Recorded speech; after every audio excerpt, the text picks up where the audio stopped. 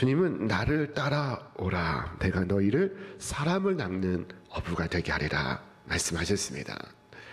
자, 그물만 다루던 이 비천한 갈릴리 어부들, 그들이 능숙하게 하나님의 말씀을 전하는 사도가 되는 것은 결코 쉬운 일이 아닙니다. 흔한 일이 아닙니다.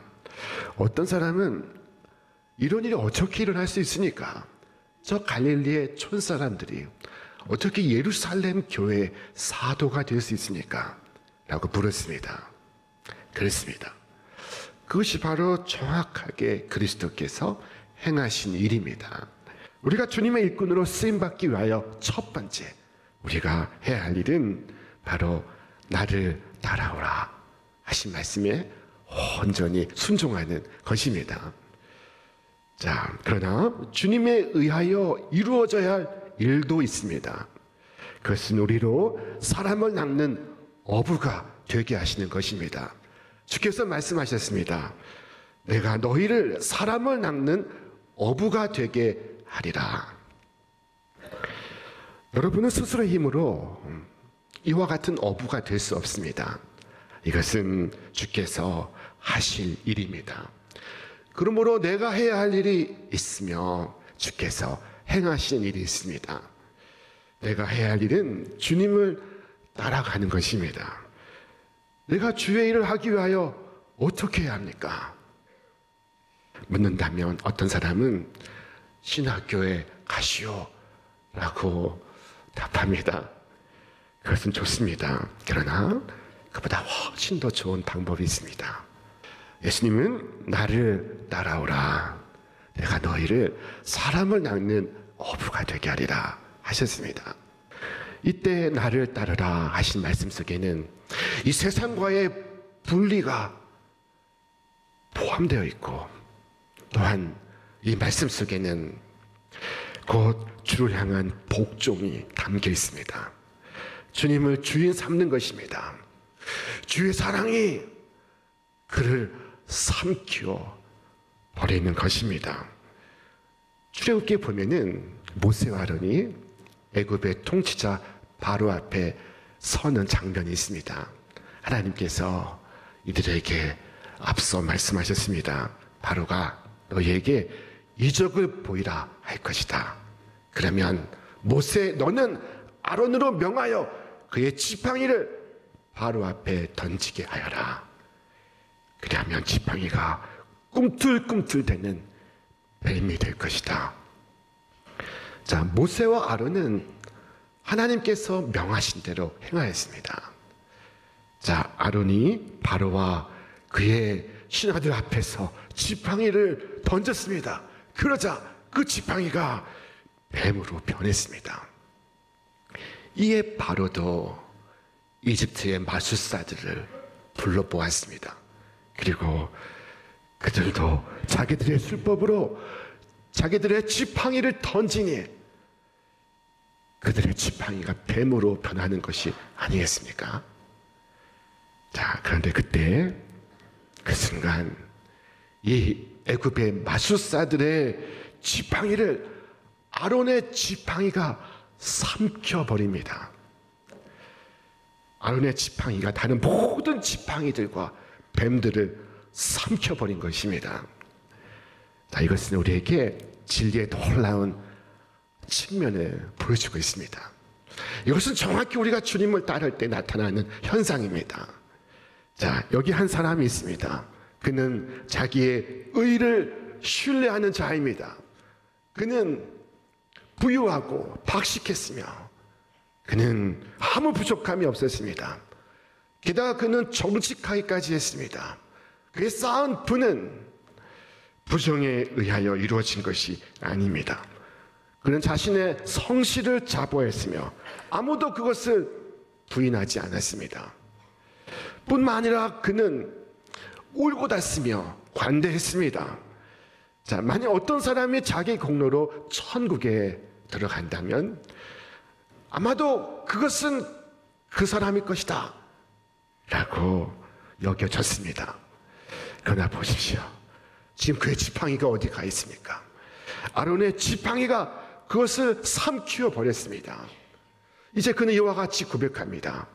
그러나 무엇이든지 내게 유익하던 것을 내가 그리스도를 위하여 다 해로 여길 뿐더러 또한 모든 것을 해로 여김은 내 주 그리스도 예수를 아는 지식이 가장 고상하기 때문이라. 내가 그를 위하여 모든 것을 잃어버리고 배설물로 여김은 그리스도를 얻고 그 안에서 발견되려 함이니. 하나님의 역사가 그의 모든 것을 삼켜버렸습니다. 그의 삶의 모든 이유와 목적을 삼켜버렸습니다. 이것이 앞서 모세에게 동일하게 나타났습니다. 성경을 말씀하기를 믿음으로 모세는 장성하여 바로의 공주의 아들이라 칭함받기를 거절하고 도리어 하나님의 백성과 함께 고난받기를 잠시 죄악의 낙을 누리는 것보다 더 좋아하고 그리스도를 위하여 받는 수모를 애굽의 모든 보화보다 더 큰 재물로 여겼으니 이는 상 주심을 바라봅니다. 사랑하는 여러분, 아론의 지팡이가 여러분의 다른 모든 지팡이들을 삼켜버리기를 바랍니다. 우리는 세상과 똑같은 원리를 따르면서 결코 사람을 낚는 어부가 될 수는 없습니다. 죄인이 죄인을 변화시킬 수 없습니다. 불경건한 사람이 불경건한 사람을 변화시킬 수 없습니다. 세속적인 그리스도인이 세상을 변화시킬 수 없습니다. 저는 오늘 우리 한국교회 그리스도를 위해 수고하는 것을 자기의 목적으로 삼는 그와 같은 사람들이 많아지기를 소망하고 기도합니다. 이 땅에 처음 교회가 섰을 때 교회를 섬겼던 우리의 믿음의 선조들과 같은 그와 같은 사람들이 우리 가운데 일어나기를 바랍니다. 자, 오늘 믿음을 고백하면서도 그와 같은 열정이 나타나지 않는 이유는 무엇일까요? 무엇 때문일까요? 그것은 아론의 지팡이에 삼켜지지 않은 까닭입니다. 주께서 말씀하셨습니다.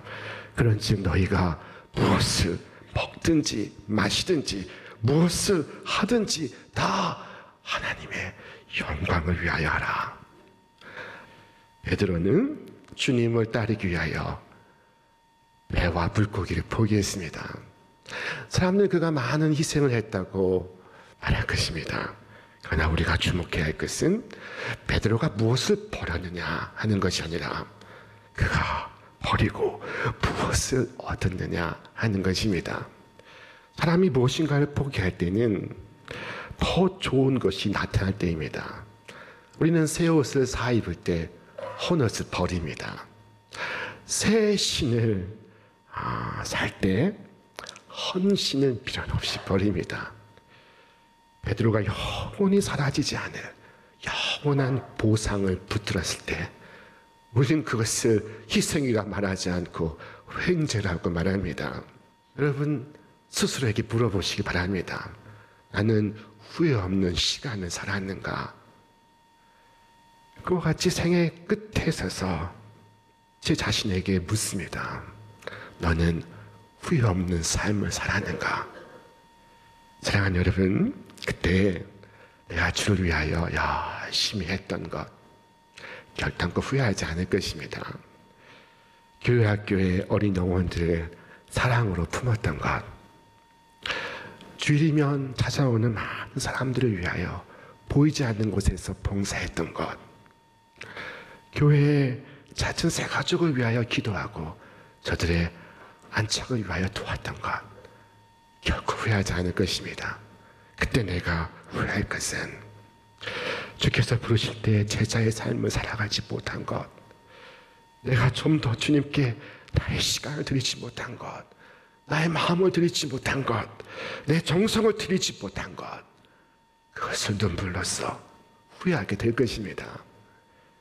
주를 위해 살고 주를 위하여 사용되고 주를 위하여 쓰여지지 못한 것, 내가 주를 위하여 아무것도 한 것이 없다는 것, 바로 그것을 후회하게 될 것입니다. 여러분, 후회 없는 일생 살아가시기를 주님의 이름으로 축원합니다. 이 세상에서의 어떤 존재보다 하나님 안에서의 자녀로서의 존재로 살아가시기 바랍니다. 사람들이 나를 보고 그 사람 장사꾼이야 라고 말하기보다 나를 보고 먼저 그 사람 그리스도이냐 예수 믿는 사람이야 라고 말할 수 있게 되기를 바랍니다. 나의 삶이 하나님께서 받으신 직한 삶이 될 수 있도록 여러분의 수고를 아끼지 마시기를 바랍니다. 마지못해 하는 것은 하나님께서 받으심직한 일이 될 수 없습니다. 움켜쥐려고 하는 것으로는 하나님께 드려질 수가 없습니다. 그리스도를 위하여 항상 그 이상을 꿈꾸고 시도해 보시기를 바랍니다. 신방을 다녀보면은 우리 교회는 참 귀한 분들이 많습니다. 제가 주일이면 이 강단에서 말씀 전하는 것을 사명으로 느끼는 것처럼 그와 같이 일상에서 하나님의 사명을 절감하는 분들이 많다는 것을 알게 됩니다. 그는 그리스도를 위하여 가정을 지키고 있습니다. 그는 그리스도를 위하여 오늘도 직장에 나아가고 있습니다. 제가 그리스도의 말씀을 전하기 위해서 이 강단에 올라온 것처럼 그는 자신의 평범한 부르심을 그리스도의 일로 선별하며 그 모든 일들 가운데 스스로를 그리스도의 종으로 만들고 있습니다. 우리 분명히 이 종의 자리에 서야 합니다. 우리에게 예수 그리스도는 모든 것이 되어야 합니다. 우리가 주님의 일꾼으로 쓰임 받기 위해서 우리가 해야 할 일이 있습니다. 그것은 나를 따르라 하신 부르심에 순종하는 것입니다. 그러나 두 번째로 주님에 의하여 이루어져야 할 일도 있습니다. 그것은 우리로 사람을 낚는 어부가 되게 하시는 것입니다. 주께서 말씀하셨습니다. 내가 너희를 사람을 낚는 어부가 되게 하리라. 내가 사람을 낚는 어부가 되는 것은 주님의 역사입니다. 주님의 역사 없이는 이루어질 수 없는 일입니다. 자, 그리고 주님의 그 역사는 성령을 통하여 오늘도 이루어지고 있습니다. 주께서 말씀하셨습니다. 오직 성령이 너희에게 임하시면 너희가 권능을 받고 예루살렘과 온 유대와 사마리아와 땅 끝까지 이르러 내 증인이 되리라. 자, 그리고 주님의 명하신 대로 그들이 함께 예루살렘에 모여 기도할 때 주의 성령이 그들 가운데 임했습니다. 그리고 신비로운 성령의 권능에 붙잡히게 되었습니다. 그 베드로가 그물을 던졌을 때 그가 이 무트로 이끌어낸 사람이 얼마나 많았는지 아십니까? 성경은 말씀하기를 그 말을 받은 사람들은 세례를 받음에 이날에 신도의 수가 3,000이라 하더라. 베드로는 예수님 십자가에 돌아가실 때 예수님을 부인했던 인물입니다. 그것도 이름 없는 여종 앞에서 저주하며 3번이나 예수님을 부인했고 그리고 갈릴리로 도망을 갔던 제자입니다. 자, 그런데 지금 3,000명 앞에서 설교하고 있습니다. 예수님을 3번이나 부인했던 베드로와 3,000명 앞에서 설교하는 베드로는 동일한 인물입니까? 다른 인물입니까? 자, 성령께서 그를 변화시키셨습니다. 그에게 권능을 주셨습니다. 그에게 지혜를 주셨습니다. 그는 지난 날 비참하게 넘어졌습니다. 그는 예수님을 모른다고 부정했습니다. 그러나 성령은 그의 지난 날의 모든 실패를 기억나지 않게 하고 있습니다. 비겁한 제자, 도망갔던 제자, 형편없는 제자가 능력 있는 증인의 삶을 사는 것, 이것이 바로 성령의 역사였습니다. 여러분, 무엇이 더 큰 권능일까요? 상대방을 이기는 것일까요? 자신을 이기는 것일까요?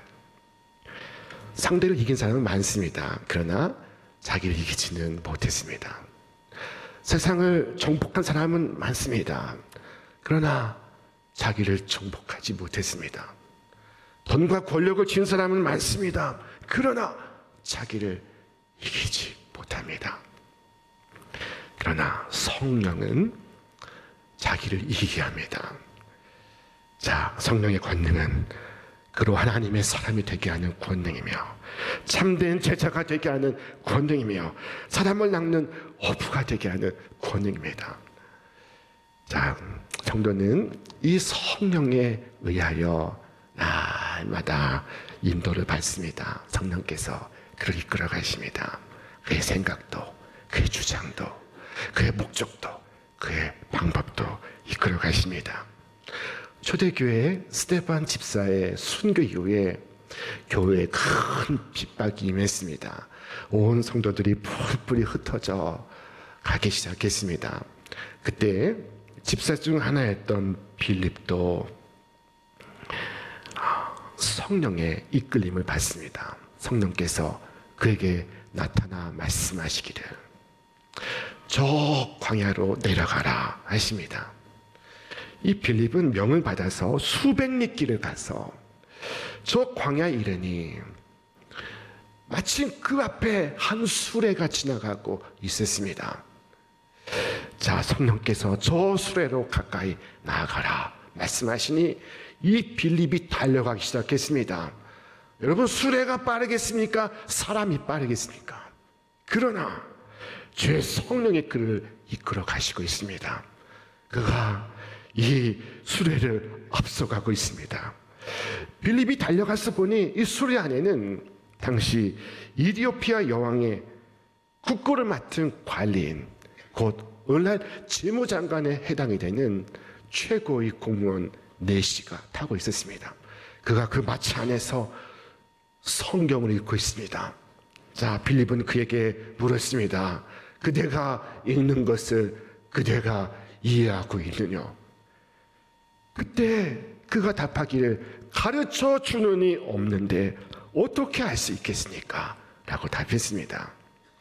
그때 빌립을 청해 마차에 함께 타게 하니 빌립이 네시가 읽던 그 구약성경 이사야서 53장으로부터 비롯하여 예수 그리스도가 우리의 죄를 대신하여 십자가를 지신 것과 그가 죽으신 지 3일 만에 부활하신 것과 부활하셔서 우리에게 의가 되시고 생명을 주신 것을 전했습니다.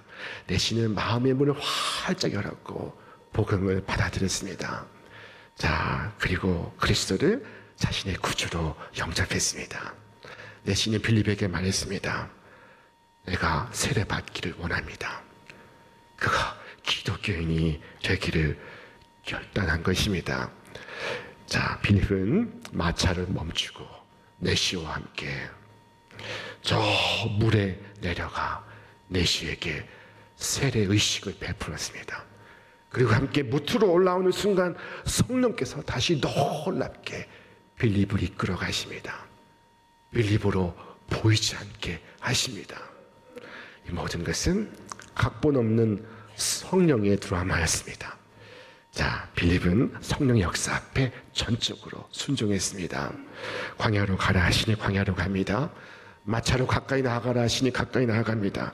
만약 빌립이 주의 명을 듣고도 친구를 먼저 만났다면 어떻게 되었겠습니까? 그 수백 리 떨어진 광야에 그 시각 그 장소에서 그 사람을 만날 수 있었겠습니까? 자, 빌립은 그렇지 않았습니다. 그는 순종했습니다. 가라 하시니 기꺼이 갔습니다. 올라타라 하시니 올라탔습니다. 전적으로 순종하고 있습니다. 주께서 인도하시는 대로, 성령께서 이끄시는 대로 그는 따를 뿐입니다. 이것이 선교입니다. 여러분이 그리스도를 따라간다면 주님은 여러분의 모든 경험을 사용하실 것입니다. 여러분의 고난도 핍박도 사용하실 것입니다. 여러분의 아픔도 고통도 사용하실 것입니다. 여러분의 모든 순간순간을 헛되게 하지 않으실 것입니다. 사랑하는 여러분, 혼자만의 어려움을 겪고 있습니까? 다른 사람들보다 많은 고난을 받고 있는 중이십니까? 그러나 받는 고난을 해석하게 여기지 마시기 바랍니다. 그 고난 통하여 고난 받는 자들에게 위로자가 되게 하실 것입니다. 미국의 새들백 교회를 개척한 릭 워렌 목사님은 미국 사회에 가장 존경받는 목사님이십니다. 뛰어난 설교자이십니다. 그는 대통령 취임식에 그 강단에 올라서 대통령을 위해서 기도한 분입니다. 자, 그런데 그의 아들이 정신과 질환을 앓다가 스스로 목숨을 끊는 일이 있었습니다. 목사님은 얼마나 고통스러웠을까요? 그가 목사였기 때문에 그를 향한 수많은 비난이 그에게 날아들고 있었습니다. 이메일로, 전화로, 편지로 당신이 목사인가를 물었습니다. 그로부터 10년이 흘렀습니다. 그 목사님이 이렇게 고백하는 것을 들었습니다. 제 아들의 죽음은 저에게 너무나 감당할 수 없는 고통이었습니다.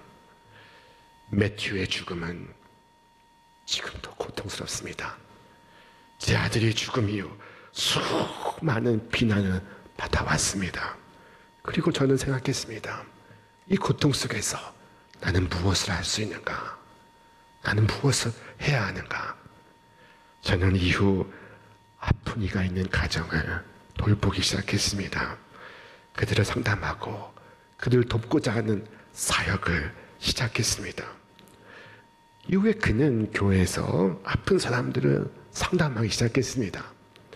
마음이 아픈 사람, 가정이 아픈 사람, 관계에 어려움이 있는 사람, 그 모든 사람들을 그가 돕기 시작했습니다. 그는 그의 이 절망의 경험을 통하여 똑같은 처지에 있는 사람들에게 무수한 도움을 주기 시작했습니다. 그 도움은 그가 그 깊은 절망에 처하지 않았더라면 줄 수 없는 도움이었습니다. 그리고 그의 사역은 커져갔고, 그리고 그의 교회 캠퍼스는 하나에서 18개로 늘어갔으며 그의 사역은 세계적으로 확대되어 갔습니다. 자, 여러분, 우리가 오직 그리스도를 바라본다면, 우리가 오직 보냄받은 자리에서 그리스도를 따라간다면 우리의 아픔까지도, 우리의 눈물까지도, 두려웠던 순간까지도 주님께서 이와 같이 사용하실 것입니다. 여러분은 그 경험을 통하여 여러분은 사람 낚는 어부가 되게 하시는 하나님의 손길을 느끼게 될 것입니다.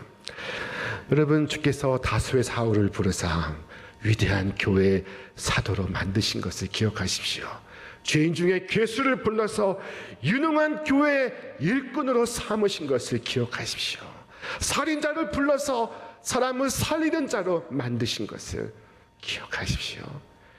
자, 그러므로 기도하시기 바랍니다. 주님, 전날에 비겁하였던 베드로가 이제 담대한 사도가 되었던 것처럼 오늘 저도 성령을 덧입게 하옵시고 나의 유한한 삶이 영원하신 구주를 증언하는 주님을 섬기는 아름답고 복된 삶이 되게 하여 주옵소서.